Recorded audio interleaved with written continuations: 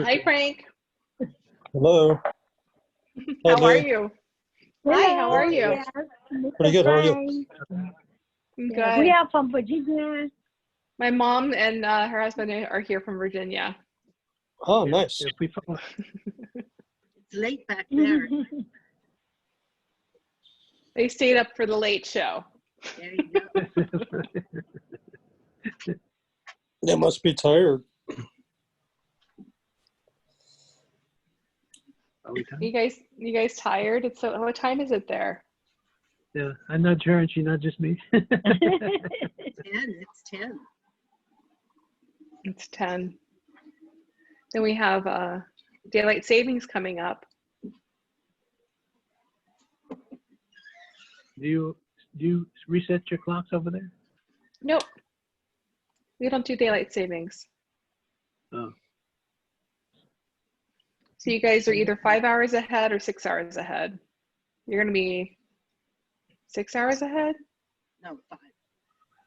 We are 6 now. yeah, because we push them back. Yeah, so we'll be an extra hour ahead. Yeah. You'll push them back, so you'll be 5 hours after you Oh, push. it'll be 5 hours. So we'll be 1 hour closer. Yeah, because right now it's 4 o'clock p.m. Honolulu time.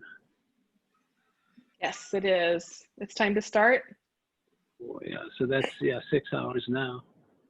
So we should fall back to maybe be 5 hours. Okay. Okay, so I don't think Wendy's on. But this is a bi-monthly event that we host. It's being recorded, just so everybody knows. And we will be putting it on our Facebook page so that we'll be able to direct people back to those recordings. So if Lee, you want to start, I just want to introduce you. You're a relatively new member of the Upcountry Rotary Club. Yes. We're really happy to have you, and you have multiple skill sets. So when I first talked to you, you talked about a lot of different things, but this was the topic that I think you resonated most to, which is becoming a chef, what it takes, and you're going to surprise us, I believe, with creating an island dish. Yes. Lee, are you Thank a you, Frank. professional chef? I was, yes, Harlan. Yes, I had a catering. I'll talk a little bit more about my history, but yeah, I had a catering company and a restaurant. Yeah, I do all the cooking at our home, and I was in the food and beverage industry for many, many years. Nice. Cool. We'll have to talk more about that. Super. Shrimp Okay, I'm scampi gonna. is one of my favorites. What's that? Shrimp scampi is one of my favorites. Oh, that's a great one. Well, today I'm gonna just talk a little bit about getting started with being a chef and do a cooking demonstration, more of an assembly demonstration with spicy ginger poké. And then talk about what to do next steps if somebody's wanting to become a chef and take the next serious step in becoming a chef. So let me get started.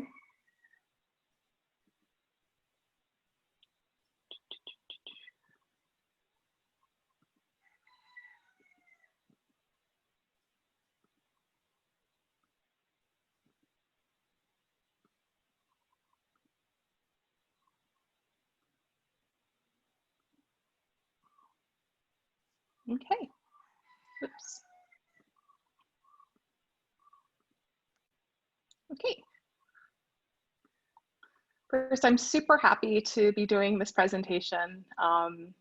When Frank asked me and we went through all of the different things that I do and have done in my life, I thought the most fun thing to do would be demonstrating becoming a chef and going over the different steps of how to do that.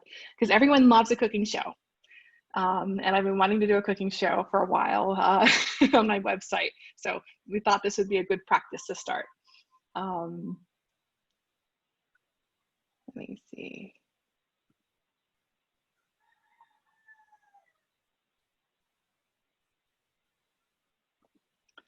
So a little bit about me. I live in Makawao, here on Maui. I am really passionate about eating locally. Over 80% of the food that I eat is either grown or raised here on Maui. I'm really blessed to have friends who are fishermen and hunters here.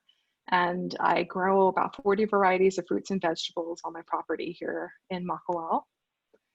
And I love making connections with the different farms that we have here. We have incredible resources. And one of the blessings of the lockdown and the pandemic and the quarantine is that a lot of the connections were made with that usually went straight to the restaurants for tourists of the local produce actually got made for our local community. And I'm super happy about that. And they're going to continue all throughout. And I use some of our local produce and local fish, locally caught fish here. And I'll let you guys know who to connect with to get those here as we go on. My background is as a chef. I was a founder and owner of a Bountiful Feast Catering in Big Sur, California. And I was also a chef owner of Cafe 116 in Ashland, Oregon. I'm happy to say that it's still in business. I sold it, maybe 10 years ago, and they're still in business using my business systems and all of my recipes. So I can still go and have my favorite chocolate chip cookie whenever I'm visiting Ashland, Oregon. I've also been a restaurant consultant, and I spelled that wrong, you can see now, to over 15 small businesses. So either they were different types of businesses, galleries having coffee shops, and also small cafes and businesses. So I worked in all different types of food service capacities. And so if you're wanting to get into the food service industry and become a chef, first question is where to start, and it's by cooking, of course. So a good place to get inspired is with cooking blogs online and also cooking shows, and to cook as much as you can for friends and families, and to also work at local food truck or cafe or restaurant. Just getting in there and doing it is the best way to learn. I am not a classically trained chef, but my best friend in high school was a classically trained French chef, and he taught me so much about classical French cooking that in turn influences almost all modern cooking in America these days. And one thing I would also recommend is to get to know your local farmers. What makes a good chef makes distinct between good chefs and great chefs is knowing your ingredients. So I would encourage anyone to go to their local farmer's market. If you see something you don't recognize, ask the farmer about it, buy it, experiment with it, go on farm tours, make friends with local hunters and fishermen, and just be open to asking questions and learning about ingredients and learning about if there's something, an herb you've never seen before, taste it, take a bite, learn its flavor profile.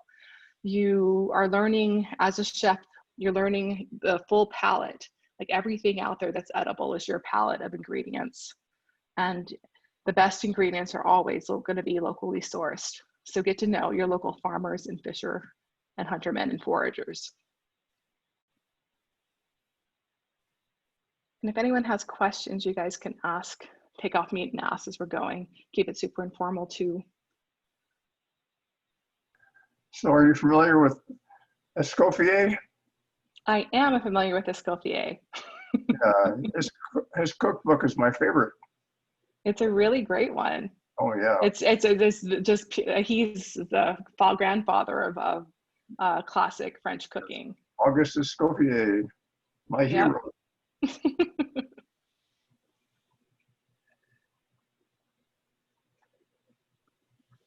Okay, now I'll get to the live cooking demonstration. I'm going to get off my share screen and then go live to make some spicy ginger poké.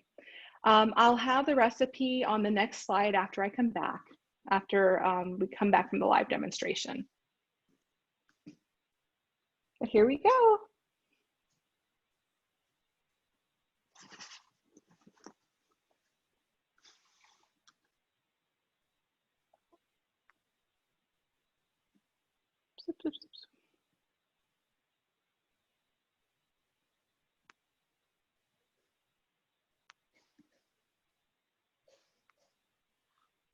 Okay, first we're going to start with a pound of fresh ahi, cut into 3/4 inch cubes. Now, as you can see, this is a pinkish ahi, and that just means that it was cut from, this was a smaller fish. The bigger the ahi is, the redder it gets, because it has a higher fat content.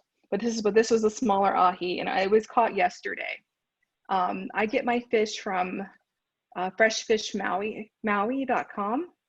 And if you get on their mailing list, and it's fresh-fish-maui.com, if you get on their mailing list, they'll text you what they've caught that day from the boat, and you can put your order in right there, and they'll deliver it to you at your home. So that's where I've been getting my fish all during our lockdown period. The second ingredient we're going to use is rice wine vinegar. There's all different types of brands. I prefer to do organic. And we're also going to use sesame oil, a toasted sesame oil. And we're going to use either shoyu. I like Aloha brand because it's local.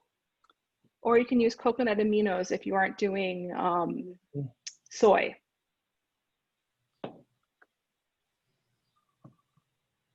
And then we'll use some grated ginger, which I'll grate for you. And then I also like to use some sambal for the spice. You could use crushed red pepper, but I love the flavor of this sambal. Like, you use any type of chili sauce that you like. But the sambal, this is my favorite. So this is what I use. And we'll garnish with some green onions and some sesame seeds. So I'm going to put the fish away as we get all of the ingredients together. We need 2 tablespoons of rice vinegar.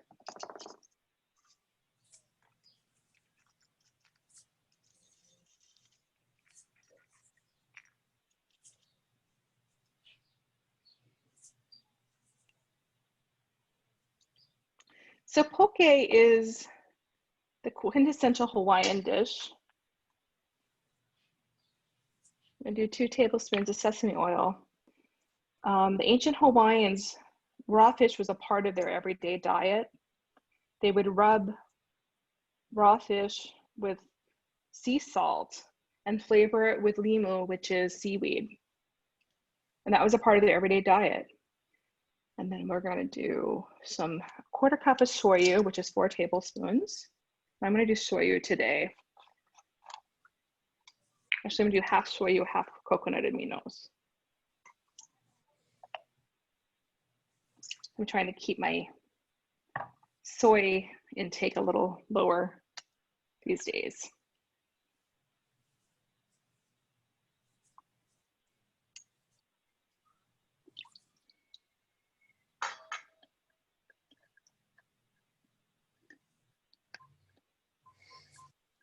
I'll do a teaspoon of grated ginger. You want to make sure you use fresh ginger, not the powdered ginger. And the way that you do fresh ginger is that you take ginger and you peel the skin off. Just with a knife, you can cut it off.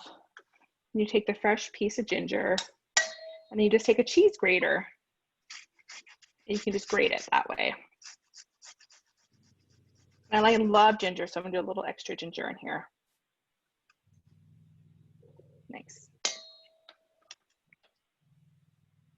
Then I'm gonna put some hot sauce, some sambal. So in just 1 tablespoon or teaspoon of sambal. A little goes a long way. I like super spicy, so I'm gonna do a little bit more. Yum. And then we're gonna chop up some green onions.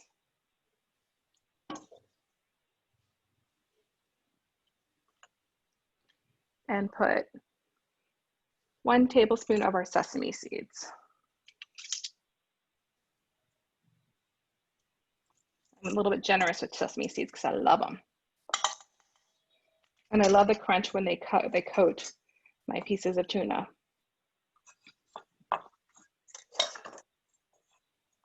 So I'm just going to slice the green onion into little tiny slices.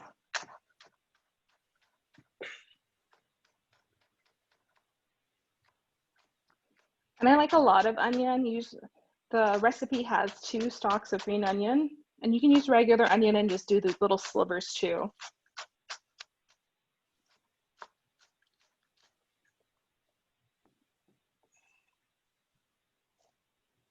There's my green onion. Then we're going to whisk everything together, get it all nice and mixed together.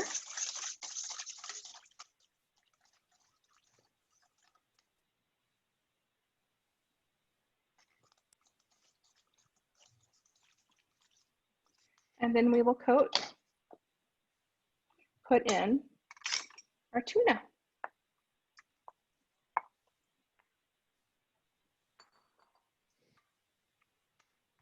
Make sure you coat every piece of the tuna, of your ahi.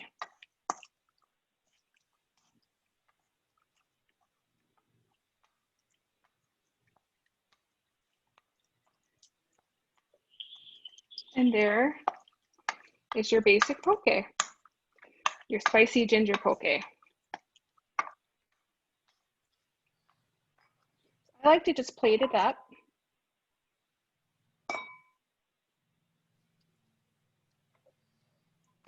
In a pretty white dish.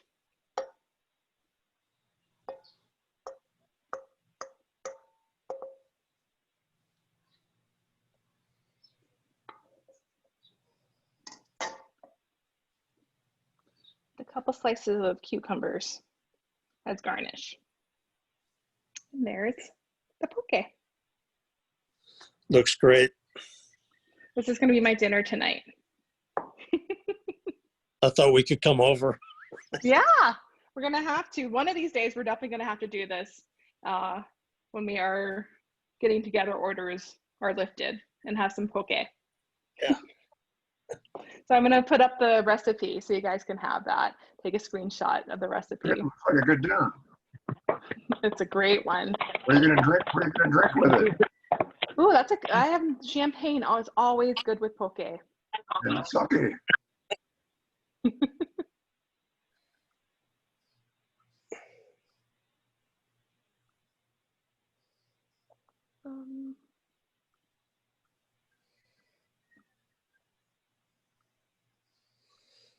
Is that? Okay, there we go.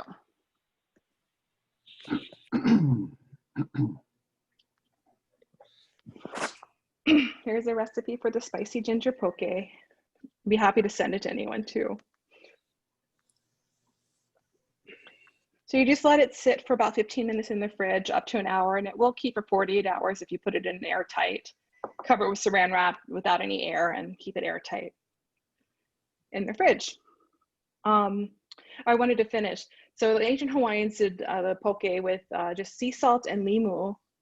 And then when we had the immigrants come in from China and from Japan, they brought with them shoyu, which is soy sauce, and sesame oil, and that got added into the mix.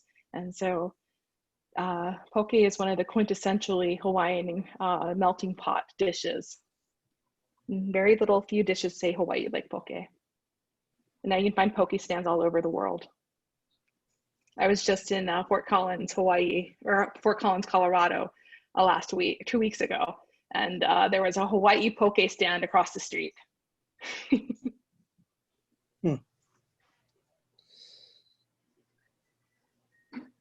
Any questions? Yeah, I have a question. Yeah. Have you ever used any Middle Eastern spices with fish? I do. Yeah. I use dukkha quite often. Yeah, back in 2015, I was in Dubai, and I brought back a lot of the original spices from the old market. Nice. I still have them. So 2 nights ago, I made a blue dolphin with bok choy, and I used some of the combination spices from Dubai. It really came out well. Yeah. Oh, that sounds amazing. Yeah.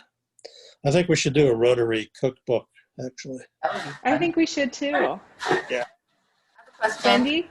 On the poke, I mean, when you had it, it was all nicely cut and pretty.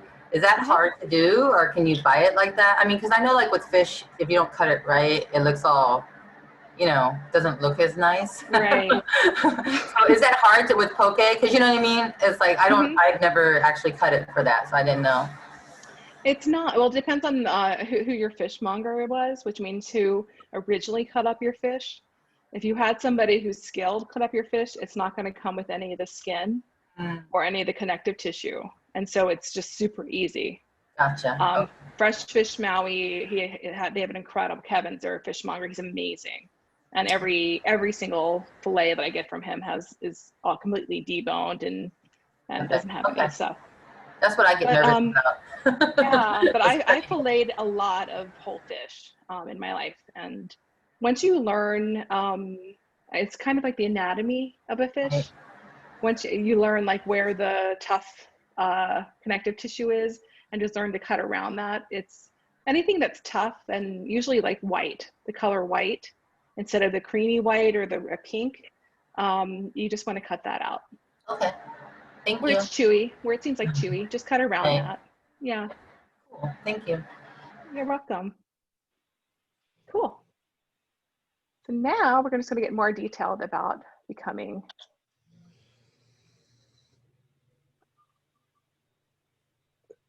Okay, so just going a little bit deeper, into becoming a chef. To making your career as a chef's a possible career path. There's a lot you can do. You can be a catering chef and work just events. That's what I did for the first part of my chefing career. You can do a restaurant chef, which is a full-time job. Plus, usually expect to work for 60 hours a week minimum as a restaurant chef. You can be a food truck owner and do your chefing skills as a food truck owner, which a lot of people more and more are doing here in Maui. And it's a great way with very little overhead to get started in the industry. Or if you don't want to do a lot of investment of your time, be able to, and kind of have done that in the restaurant, brick and mortar, be able to still do your skill in creative art from a food truck. There's also a huge private chef industry. And I have a lot of friends who are private chefs. And a lot of them are based here out of Maui, and they'll go and travel with clients for 6 months out of the year to these amazing locations and chef for them. Also, a cafe chef usually is just a breakfast lunch. So those are pretty easy hours. You can be a pastry chef within those, or a sous chef instead of a head chef, instead of an executive chef, which oversees an entire kitchen. A sous chef just does mostly the prep work. Oh, what happened? Sorry about that. I don't know why it does that.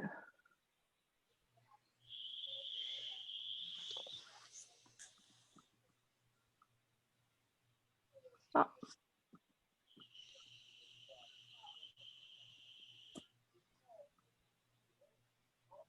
Something weird just happened.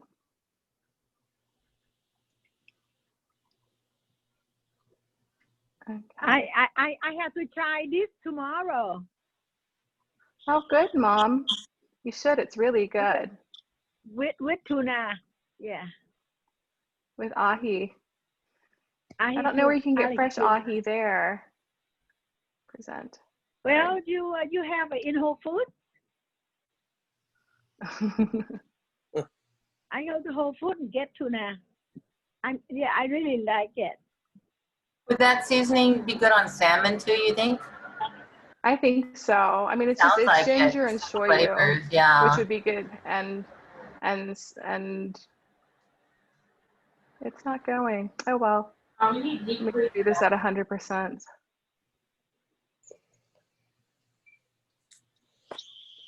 Okay. So Lee, of the varieties of chefs and the different types of chefs that you listed, Yeah. which did you enjoy the most when you were in the mainland? I really liked catering a lot. I liked all of the different parts of catering. What's happening? Because there was just a lot of creativity with each part of catering. With each event, it was a whole different theme and a whole different. So I got to do a lot of creativity with catering, and that was a lot of fun. I loved being an executive chef and running a restaurant for the business side of it. That's where I learned how to be a business person, and it's really helped me throughout my career in other industries. So I love that aspect of it. But I had the most fun catering because I got to do, one day I got to do an full Indian feast. The next day a full like New Orleans Mardi Gras party. The next day I got to do like a whole like French, Southern French wedding themes. That's super fun to be able to come up with those menus. I'll show you guys one day all of the different menus that I had that I did. You know, we could do sometime. We've done this before where we've had people cater a dinner at their house and they have a theme or whatever, and then we can do like fundraising for it and all that, and they get like a nice meal if you feel up to doing something like that one day. I totally am. I'm building a house. I'm building my house so that that's possible. That would be so much fun. Yeah. I think so. The goal is by the time we're open to do things like that again, I'll be able to host events like that. Yeah. Where's your house? It's in Makawao, right in town. Yeah. Yeah. Awesome. It's so cool though. I mean, I love to cook, but I don't know, like, I don't have measurements and recipes. So I just remember what my mom told me and then what tastes good, and yeah, so, but that's cool. I love what you've done. This is awesome. It's very nice. So. That's part of it too. I mean, that's part of it too, to be able to have the feel for it. One of the other fun things to do is a research and development chef, which is it's super cool to like test recipes and stuff, but that's more of the scientifically minded chef that does things like that. And then here on Maui, if you're wanting to go into a deeper education, the University of Hawaii Maui College does have a program, their culinary arts program. It's really highly rated. We're super lucky to have it here on Maui. And before the pandemic happened, the restaurant there that did lunch on Fridays was one of the top rated restaurants that's run by the students, was one of the top rated restaurants on Maui.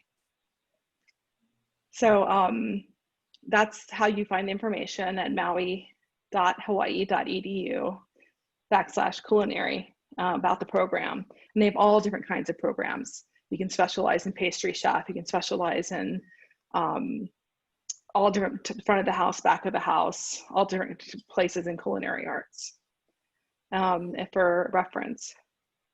But then when they get open again, I'd love for some of us to go there and try the restaurant. It was on my list to try before we shut down. I think the Maui Club used to meet there a long time ago, and then we were doing our foundation dinners there, and they've always been amazing, and the catering and the service and the food and the price, I mean, and it's so gorgeous, the area too, so it was just perfect all around, and to support them, for sure. Yeah, to give the students something to work towards and be creative with is super fun.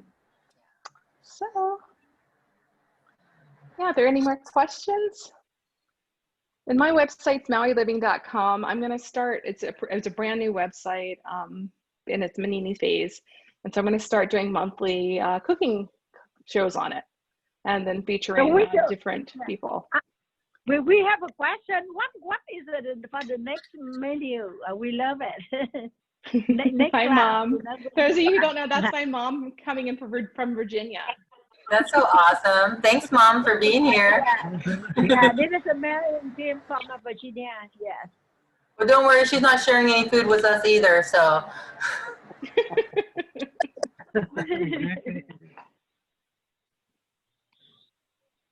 That's so cool. No, I think it's awesome, especially that you use the local sources too. So you mentioned a couple places. Do you also go to like the farmer markets? And if you do, are there any ones that you find particularly better or that you prefer? I mean, I love the upcountry farmers market. I just love it. I think there's a lot there. Akoa Farms which you can actually order online from them, OKOA, and they'll deliver to your house for like a $10 fee. And they have a CSA as well that you can join. They are kind of like they're a distributor for a lot of the different farms, organic farms, and on Maui. Okay. So they're an incredible resource for just about anything grown here on Maui. And then of course Maui Bees up here in Kula and Kula Farms are fantastic. Cool. Yeah. Awesome. Thank you. Yeah. I just want to thank you guys for joining me today. Awesome presentation and amazing looking poké. Thank you so much for sharing your recipe. You're so welcome. Thank you very much. We love your class. You know, we would attend in every month. We love your picture. Thank you. So cute. Awesome, awesome. So at this time, this concludes the workshop for Li. If you have any other questions or want any more information, she gave you her website. Please feel free to contact her as well, and hopefully we'll see more cooking with Li sooner than later. Thanks everyone for being here. Thank you, Li's mom, for coming all the way from Virginia. Thank you. Very nice to meet all of you. It's our pleasure. You're ready for dinner and we're ready for bed. Right? It's always like that. We'll get you on Maui sooner than later. You'll see. Yeah. It's only 10:30 over here. Awesome. PM. Thank you, everybody, and thank you guys for coming to the workshop. And we'll hopefully be having way more cooking with Li once we give everybody a chance to get on. But please visit her website because she definitely will have more there for you. Is there anything else you want to add? Soon, yeah. Just I'll have something soon. I haven't had anything posted for food yet. No worries. Awesome. Thank you so much, Miss Li, for inviting us. Thank you Thanks, very Mr. much. Jim. Thanks, Mom. You guys have a good night. Good night, guys. I'll see you on Zoom Friday. Thanks, Lee. See you guys Friday. Thank you guys for coming. Bye-bye. And you.